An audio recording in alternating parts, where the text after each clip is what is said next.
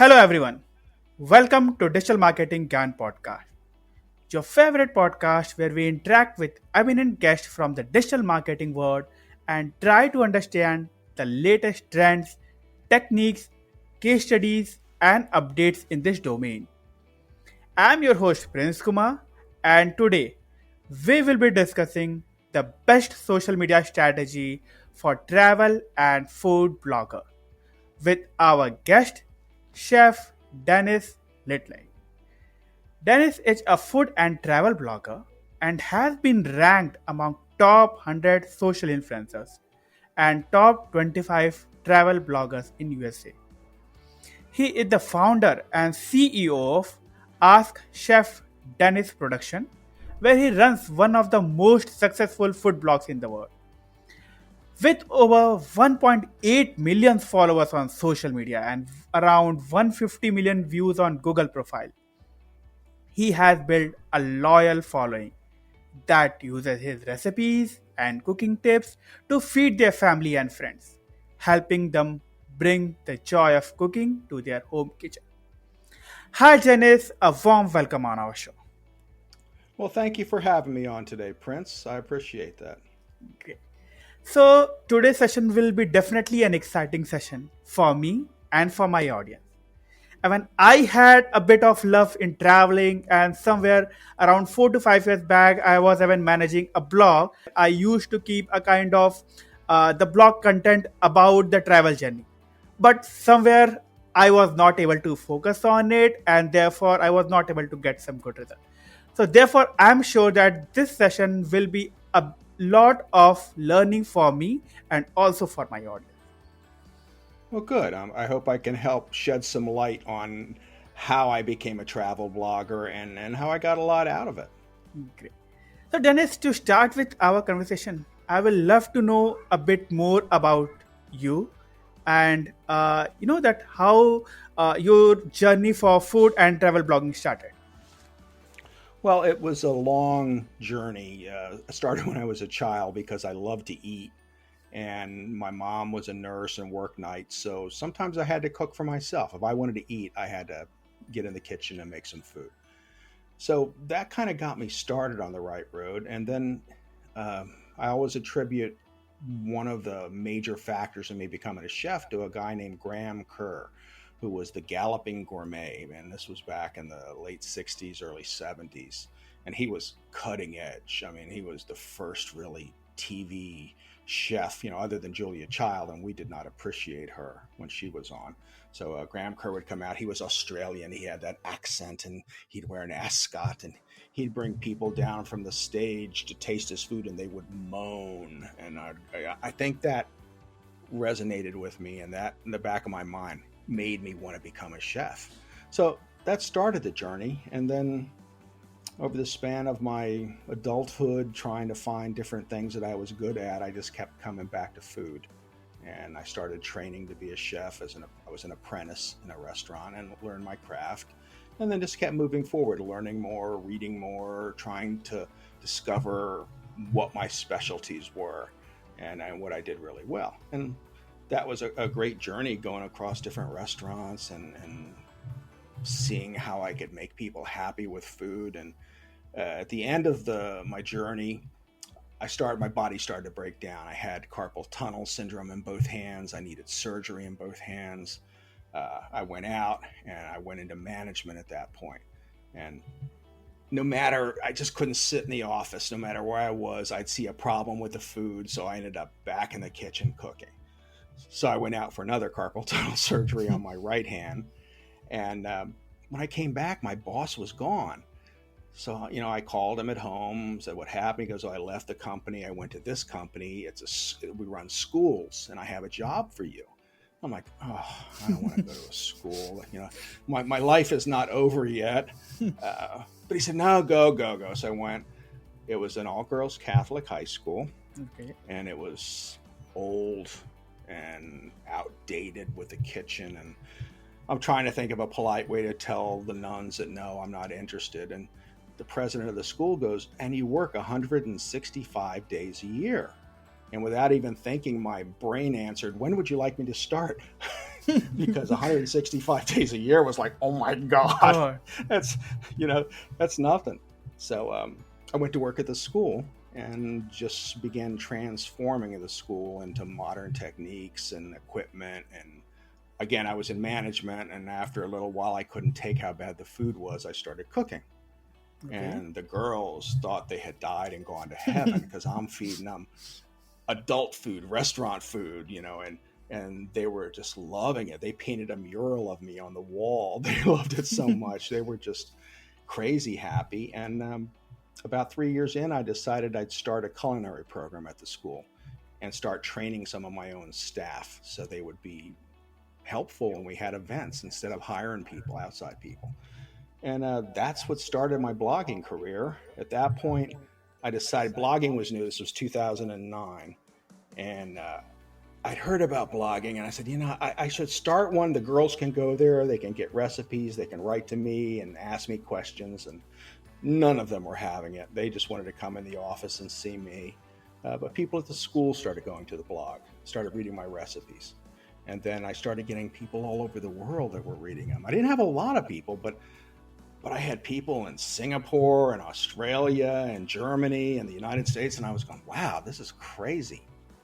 So I became a blogger that day, Okay. and I worked 3 more years at the school, and then just my body was just broken, and at that point I had to retire and move to Florida. And when I moved to Florida, my full-time job became blogging, and Okay. that's when I discovered travel blogging too.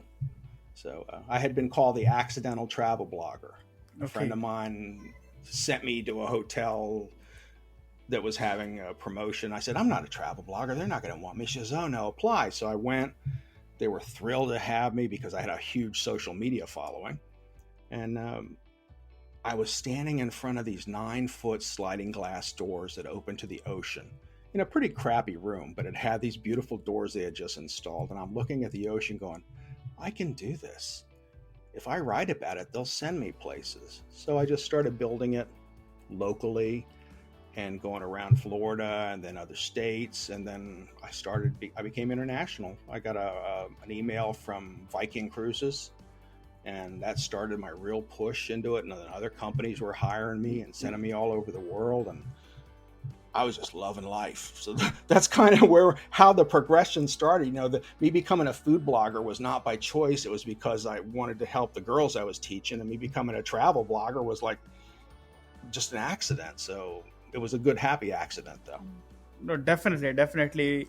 The way you have completely transformed from being a kind of chef to then someone training about food, and then now kind of a renowned travel blogger. So the transformation have been amazing. The journey has been amazing. Oh yeah, it's been a lot of fun, and I think that's been the key to my successes. There was an old saying: if you love what you do, you'll never work a day in your life.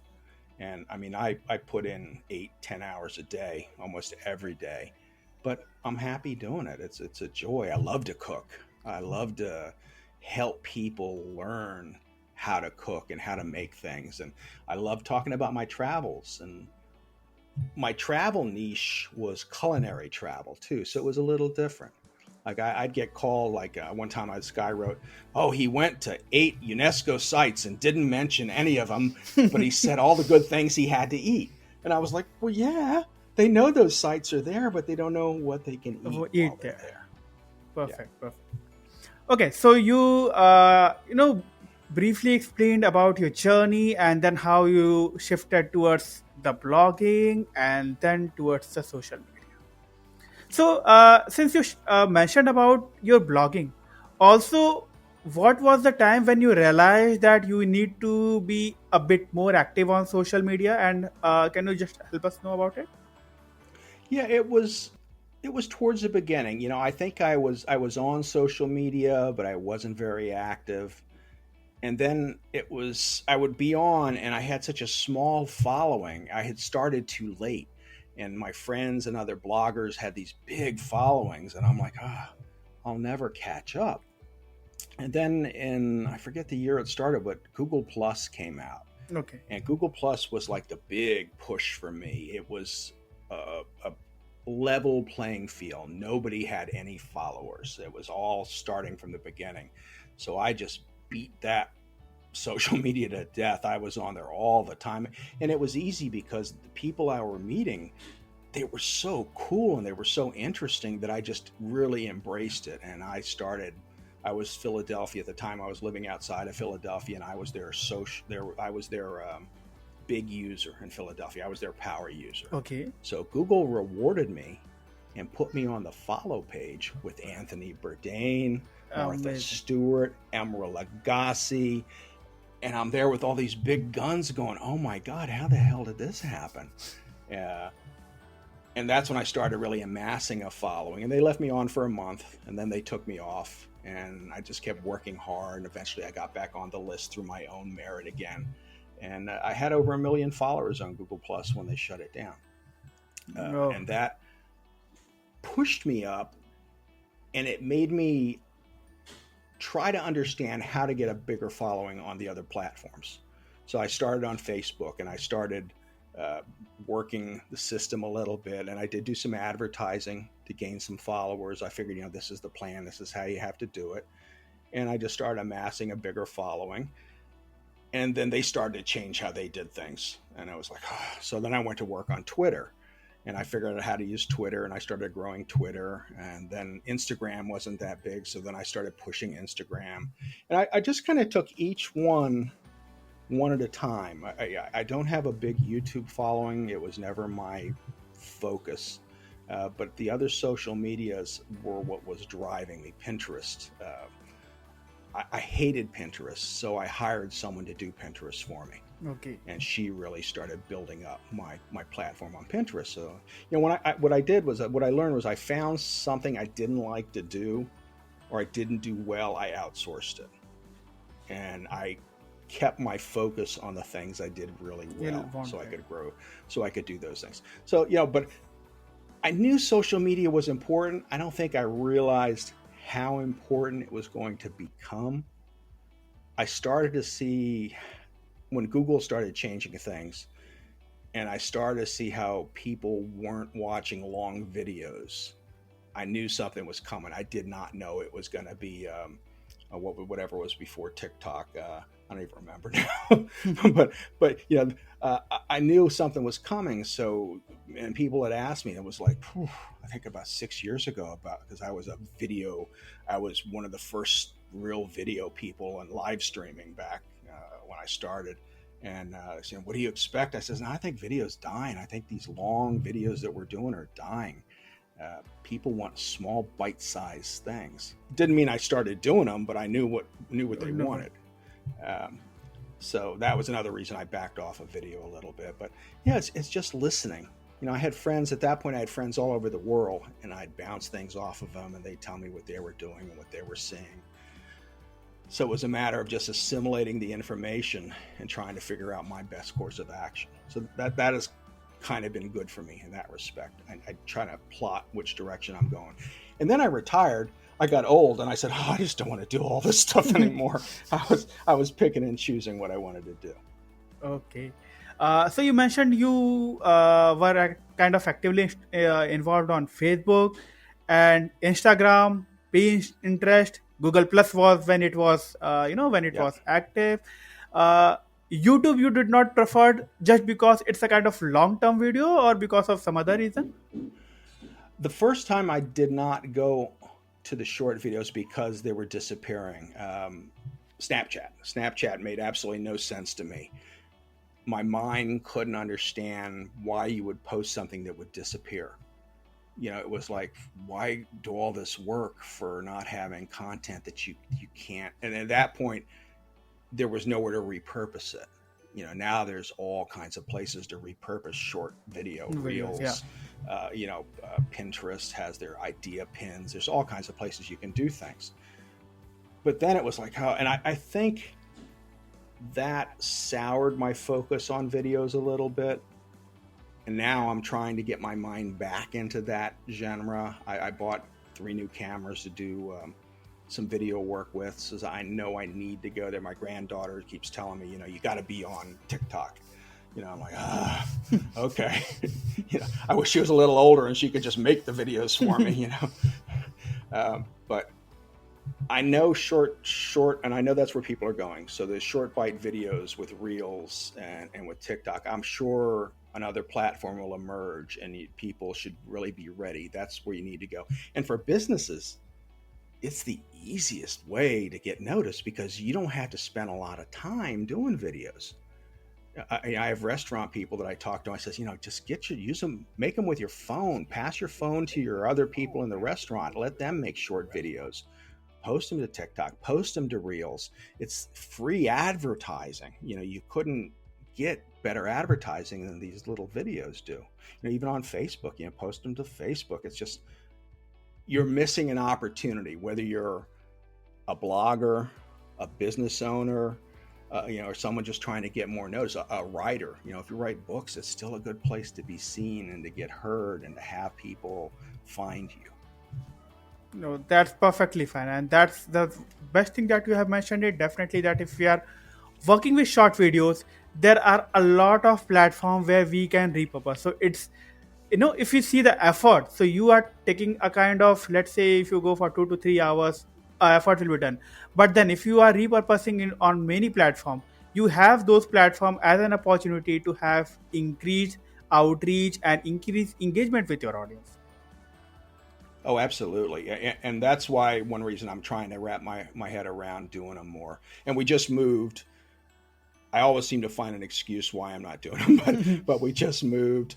And once the house gets more set up, I'm really going to try and get myself to do these videos. And I have a few on TikTok. I don't have very many, but that's one thing I always tell people too, is when you start any kind of business, a blog, to go to all these platforms and get your name right away, secure, find a name that's Finally. easy to remember and that you can get on all these different platforms. So like I'm Ask Chef Dennis everywhere. It's really easy, and as soon as something opens, I don't care if I'm going to use it or not. I get my name just so it's secure, and someone else can't be an imposter and try and work off everything I've built too. So, Perfect. but yeah, short-term video, I think that's really where it is. And I still think that the other social media are important, and I think you need to stay active on them, maybe not spend all your time on them, but you need to keep a broad base. And one thing I tell people too is social media is free advertising, but don't expect it, I think with the exception maybe TikTok, to drive traffic to your blog or to your business. A brick and mortar business or a restaurant, I think it will drive traffic, but a blog, it's getting interest. It's getting people to notice you. It's getting your name out there. It's putting you in their minds. But like from Facebook or Twitter or Instagram, you're not going to get a lot of traffic. You're going to get a lot of views, a lot of likes and things like that, which is good if you're working with brands, because that's what brands are looking for. Like I get a lot of my sponsored work because of the engagement I get on my social media. But it's for that. Google is what you want to work if you want traffic. You need to do what Google says. You need your SEO to be in line. You need how you write and how you present things to be in line so you can get in search. Perfect, perfectly said. So, although you have highlighted few of the important strategy, but if you can highlight few more key social media strategies that have worked for you and that have given a good result. So, if you can share few of those strategies, it will be very Sure. grateful. Yeah. Well, I think the strategy I have is when I create a new post, when I create a new recipe, I may not immediately share it to social media. I may let my mind wrap around what I've done, and then maybe a week later start to share it on social media. Let me decide how I want to present it and how I might want to change the pictures or make a, you don't even have to take real video. You can do like a picture, like almost like a PowerPoint presentation, basically with the different slides of your pictures for a quick reel or something. But then you decide how to repurpose it, and then it's an all-out blitz. And then it goes, like I said, it goes across all my different social media. Now, what I use to help push my social media is there's a lot of groups on Facebook. and you get in these Facebook groups that can help you share your Facebook posts, help you share your tweet, help you share your Instagram posts. Now, this is where it can get very time consuming. So at that point, I would hire a VA to go in these groups and to help share them across different medias. Okay. I use Buffer. Buffer is really easy for me for some of them. But that's where you take advantage. Now, I've had bloggers say, "Oh, you're gaming the system. That's not real engagement." I've already said that social media is for advertising. Okay, we're not talking about getting traffic to your blog. So if a brand hires me, my job is to get them the most exposure I can humanly get them. If I can't do it just with my words and my pictures, I can do it with all the friends I have across different social media. By pushing their stuff, they push mine, and it's a win-win for everybody. Everywhere. And then, more people get to see it. Like, there was at one point I was getting like 25 million impressions a week on Twitter, which was insane. Amazing. It was insane. It's just, and that's because other people were sharing it. So you go in these groups and you drop your tweet in there, and maybe you have to share another 40 tweets, but you're going to get an amazing amount of people seeing your post. And that's where that's where the brand starts to understand that it's eyes on it. We have, in the United States, we have billboards on all of our highways. And I tell people that's that billboard you pass every day. You're seeing it. It goes into your mind. So when you go to buy something, you don't know why, but you reach for that product.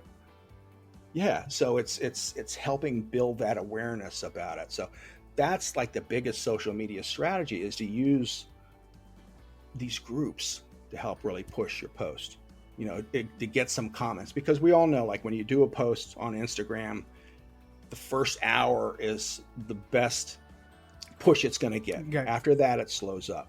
So if you can time it, so some of these groups have specific times when they do shares, and they'll do 25 shares in an hour, and that'll help get it seen more and more.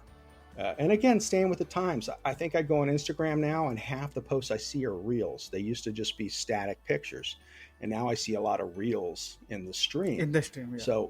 Yeah. So start. You have to follow it. If that's what's working, start posting reels. They don't seem to get the likes or the comments, but you'll get, like, I saw one that had 25 likes, but it had 8,000 views. So I'm like, oh, that's pretty good, So you have to kind of balance it and see how you can push that out. I think Facebook is a necessary evil, but unless you pay to advertise, and I do, when a brand hires me, I include an amount of money that I spend on advertisement. Yeah, that's part of my budget. So if I tell them I want, X amount of money for a post, usually 7 to 10% of that is for advertising. So, and that's the biggest bang for the buck. So I do it on Facebook, and then I target the audience that I want. It's very important to not let Facebook decide. You want to target the specific audience. I don't pay to advertise on any other platform because you don't get very much in return. Twitter doesn't give you anything. Pinterest doesn't give you anything.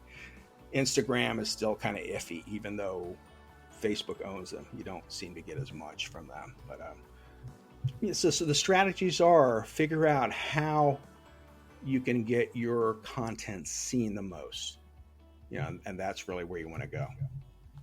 Got it. And what about TikTok? Since you mentioned you have started working on TikTok also. So what about, how do you see video content on TikTok? Well, again, I'm still new at TikTok, but I think it's a matter of posting regularly and posting even more than once a day. So maybe taking, when you're shooting, I think it's important, like when I'm going to start to create videos now, I'm going to use multiple cameras so I can get different kind of shots on the same content. So if I'm cooking, I'll have one square shot or one rectangular shot, and then the upright shot with my phone for TikTok. So you want to try and get those different repurposes. With the time constraints, you can actually make more than one video out of what you're recording. So you just have to be smart about it. And again, if you don't know how to do it, find somebody that does. Like, I will probably hire someone that really knows TikTok well once I'm ready to get on the platform and engage, because I don't know it. It's not my genre. I was at a conference, and this was when Snapchat was big, and I'm at a conference, and these two, I think they were like 19 or 20-year-olds, come out on stage, and they start saying, "In our experience," and I'm going, "Experience? I've got clothing older than you." And then all of a sudden I went, you know something? I had to learn social media. Social media has been their whole life. It's been there. That's all they know. And then I started listening, and I said, wow, they really know what they're talking about. It was a whole different perspective, but it's something that they grew up with and they have grown with, whereas I had to unlearn all these things and then try and relearn new New things, thing. and get my mind to accept. Just like I said, I couldn't get Snapchat, but they got it. Uh, so I will hire someone who's young, who knows TikTok, and then they'll tell Done me then. what they need me to give them. I'll give it to them, and they'll run with it. Perfect. So you have given a lot of insight about social media. Now, along with social media, have you been on any other platform, or have you taken support of any other platform to increase your influence? Like when I say other platform, it can be the blog, podcast, having a collaborations, magazines, or any other medium that you have utilized. I think I have been on magazines. I've been in a few books. Podcasts are new for me. And actually, I started doing podcasts at the suggestion of my SEO guy. He said that my backlinks were stagnant and I needed to get out there more. So I started doing podcasts, and I found I really enjoyed it. Not to the point that I want to start my own podcast, but I like being a guest because I just to get to come on. You do all the work. I get to come on and talk and have a good time, and get the benefit from it. But I think podcasts are starting to have an effect with how I'm getting more readers. I just started using a platform, and I'm still not sure, but it is driving traffic, called Whisk, Okay. which is a recipe platform. There's always been something out there that you could put pictures on, or you could put recipes on. Yumbly was one of them.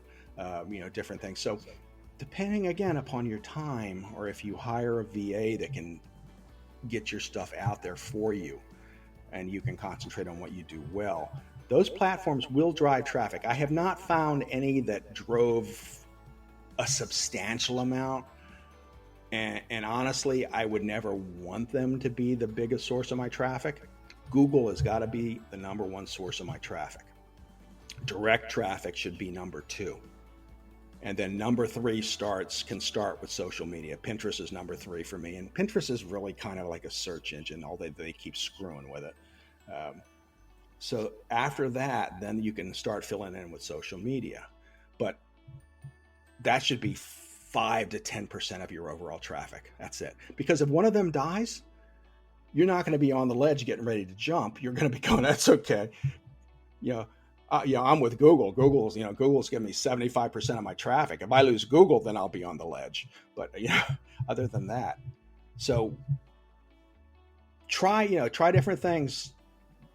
Don't let anything take up too much of your time. And if you can hand it off to someone else to do. But just I always advise, if you're a blogger or a content creator, magazines are great. They get you a good backlink. TV shows are great. I've been on some TV programs. They give you a good backlink, and people love to see that. Cookbooks, they've been asking me to write a cookbook for years. I just don't want to invest that much time to do it, because you really don't make much money anymore, and it's just a matter of ego, basically. I'd like to have one, but not that much. I think just being present on social, letting people see your face, letting them know it's important for them to connect with you and for them to like you, because people do business with people they like. No matter what the business is, if they like you, they're going to come back. If they know you, they're going to come back. So it's creating that persona that people will like. You will like. That's one thing with podcasts. More people are hearing me talk, and they're going, oh, he seems like a pretty fun guy. I'm going to go look at his recipes. So that's what you want to portray. You want to be present, be likable, be honest, and be authentic. Be yourself. Don't try to be someone that you're not. Perfect. Perfect. So yeah, you have given kind of yet another few advices. Now, for the chef or let's say the travel bloggers to whom you are giving a Hmm. kind of few of the advices. So for any chef or any traveler bloggers who is into their profession, but somewhere they have not started their marketing activities to brand themselves, what would be your advice to them? Well, branding should always be who you are. I got very lucky when someone early says you should be Ask Chef Dennis because I was always answering questions about stuff. But if you are in it, if it's the budget traveler, if it's the luxury traveler, whatever that niche is, you should try and own it. You should try and be that. You should try and work that in as your persona. Uh, as a chef, I think just using your name is good. You can steal mine. Ask Chef Robert, Ask Chef Thomas. Whatever your name is, or Chef Robert presents, or Chef Robert cooks. Or something like that. But always try and use your name in it. Don't get too cute. Don't use underscores. Don't use hyphens. Don't use things that are hard to remember. Keep it short and to the point that's easily remembered. That's your brand. And then try and find a designer that'll get what you're thinking. And it may not be the first designer, maybe the third or the fourth, but you have a picture in your mind of how your brand should look, how your logo should look. Get three or four people to design something for you and try, and it might be combining two of them. It might be getting someone to change something, a color. Make sure your colors are right. Make sure they portray how you feel. They should be warm. It should be inviting. So your branding it goes down to the fonts that you use. And then I see some people get crazy and they pick these fonts and then they start a blog. And guess what? Google doesn't like those fonts. So you have to make sure they're fonts that Google likes. You have to. I had a travel blogger friend that said she was getting no traffic. Google hated her. What's wrong with me? I went and looked at her site, and the first top third and more was one picture. It was a Okay. beautiful picture, but Google had no idea No what she idea. was writing because it was a picture. And it wasn't, so she wasn't, they weren't sending anybody because her articles would appear below the lower third and they weren't seeing them. They weren't seeing enough of it to even be interested in it. And I told her and she was offended because she loved that picture. Okay, that's fine.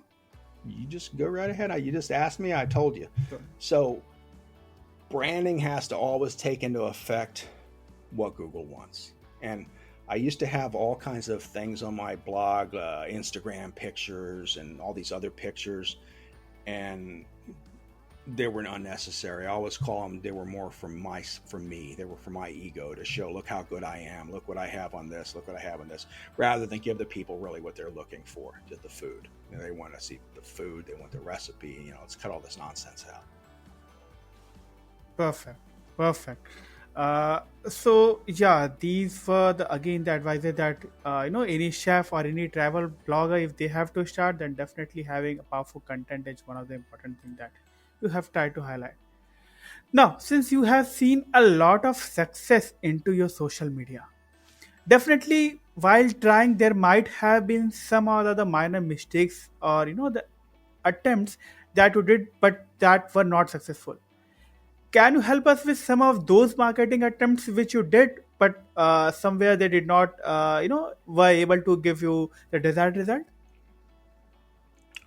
Well, Instagram is probably the biggest example because when I started, I was all about food.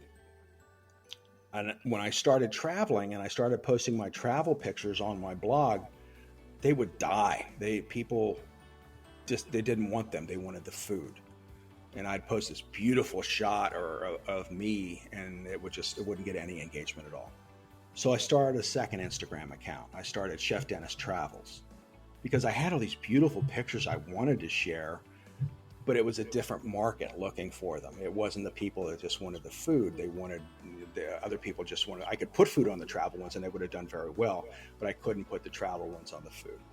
So Okay. then when I put an occasional picture of myself on my food blog on my food Instagram, it does really well because people go, "Ah, there's Chef Dennis." Then they're okay with it. But if I hit them with it all the time, they know. And it was the same thing in my email subscriber list. When I would send out travel posts on my email, they would die because people just wanted the food. So I think it's important to understand what your readers or your followers want. And sometimes you have to develop a different strategy and develop two different groups for them. On Twitter, I haven't done that because it seems most people that eat like the idea of traveling too. It works pretty well. Or I've developed enough of a following on each end of it that it works well.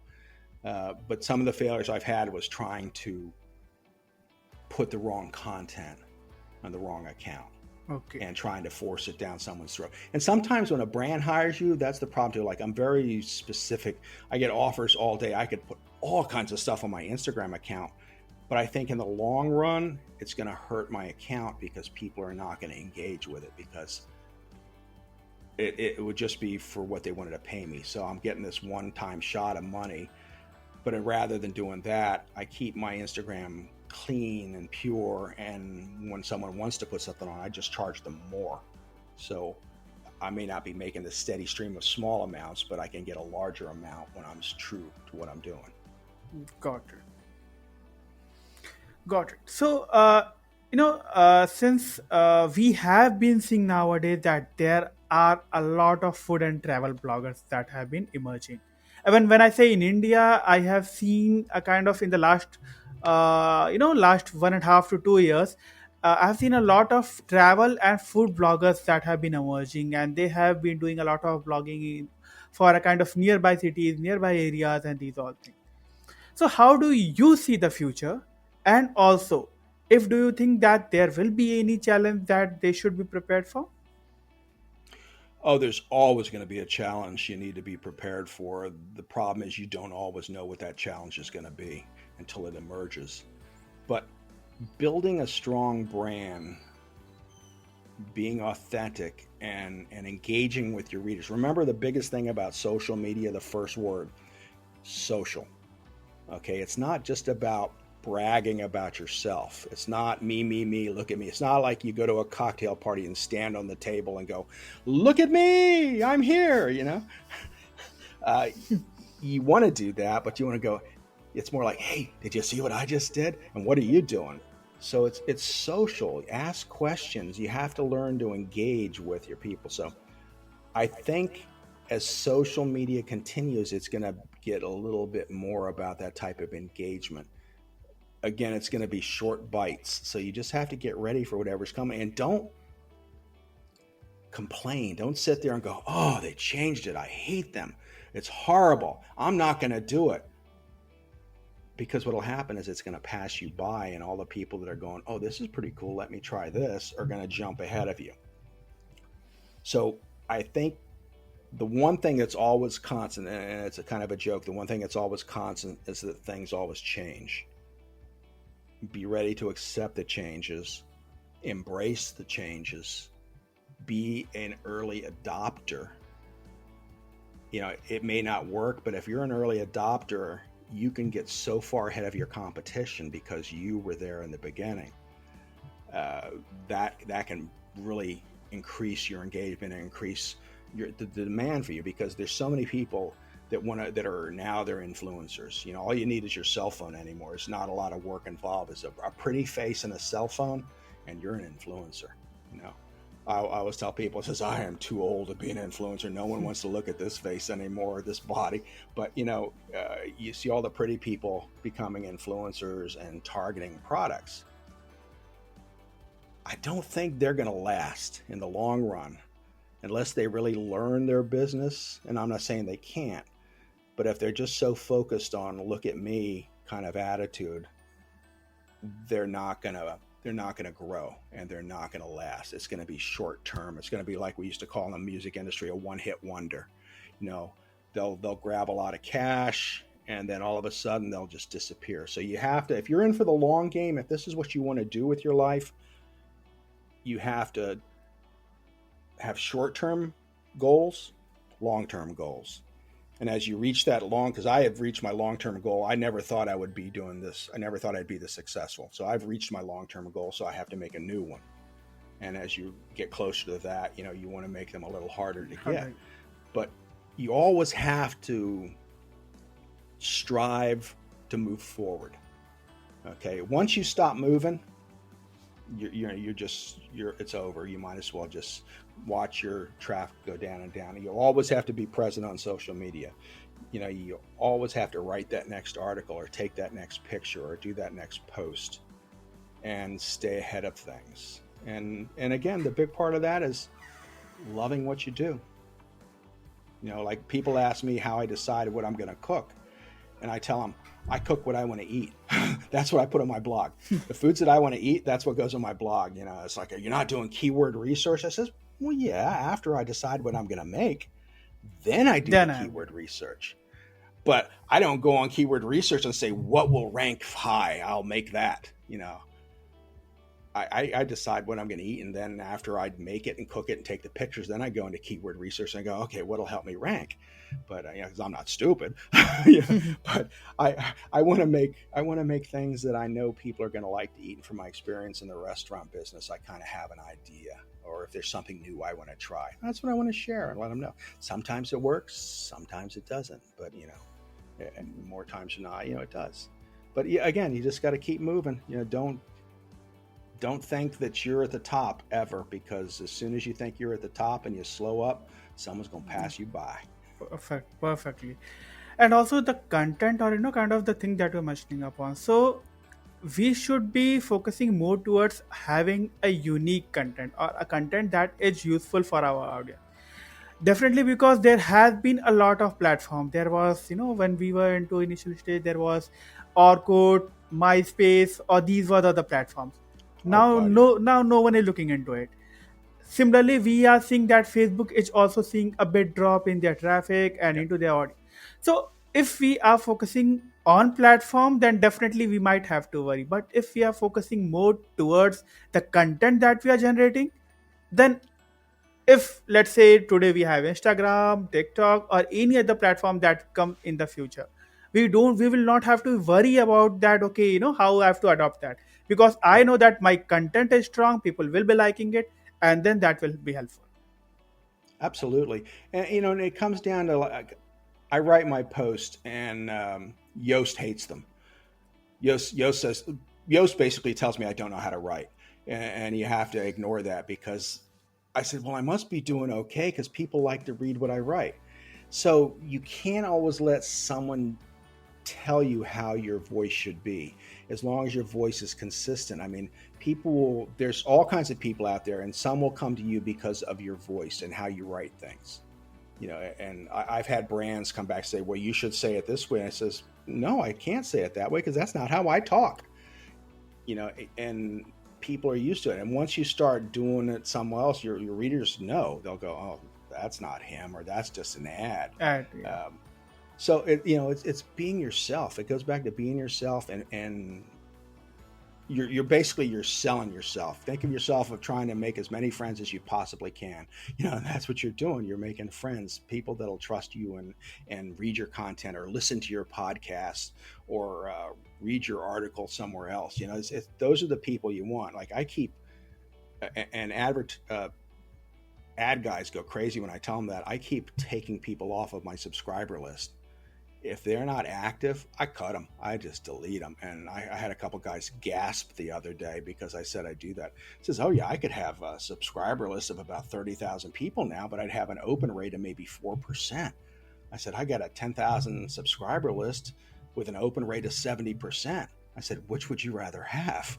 I want the 70%. I want screaming fans. I want people that want to We read want me. to. They're Perfect. gonna open my emails, and then I just keep building those up. So if it takes me 10 more years to get up to 20,000, I'm okay with that, because then I'll have 20,000 screaming fans. Yeah. Perfect. So, although you have given a lot of advice, so any last piece of advice that you would like to give to the budding bloggers? Yeah, just give it time. Nothing worthwhile happens overnight. I mean, you'll see some bloggers writing content and all of a sudden they're the next best thing. That does not happen very often. And I tell new bloggers to get write about 20 posts, 25 posts before you really start sending your material out, start sharing on social media. I mean, you can just keep refining and write them and get good posts, but if you start sharing it when you have 3 or 4 or 5 or 10 posts, people will come to your website and they go, oh, they're brand new. There's not enough content here. And they may never come back, or it may take years to get them to come back. So you want to build up some kind of a library, and it doesn't mean people won't find you or people won't read you. But before you start pushing yourself and selling yourself, make sure you've got something to sell, and not just a little something. Make sure you've got a repertoire, 25, 35, 40 posts, good posts that people are going to want to come back to. And then they're going to want to see what they're doing next. What are they doing next? And then start gradually building. And I tell people too, don't think you're going to quit your job tomorrow. Keep your job, right? Learn your trade. It's like anything else. You have to learn that trade. You have to learn that craft. You have to get better at that craft. And as you learn it, you'll be writing new posts. You'll be adding more content. You'll be getting bigger. You'll refine. You go back to old posts and rewrite them a little bit or take better pictures. And then you'll start to grow. And then by the time you've got 10 or 15 years into it or 20 years into it, you can go retire to an island and they can just direct deposit your checks for you. And then you can just write and have a good life. That's what I tell them. Play the long game. You'll start to make money and good money, but then play that long game. Plan for your retirement. Yeah. Perfect. This was, a valuable advice that you have given. So, with this, we have come to this amazing episode. Thank you, Chef Dennis, for sharing these valuable advices with us. The tips that you have shared will help the content creators in the travel and the food industry get an extra edge somewhere compared to their competitors. So thank you once again, and I look forward to have you again on our show. Oh, thank you very much, Prince. I had a great time talking with you, and I hope I gave some value to your readers. Definitely. There was a lot of valuable feedback, valuable advices that you have given that if we can implement, that will help us a lot in getting that brand or getting at least a bit of proportion of the branding that you have received for our blog. Thank you so much. Good. You're welcome.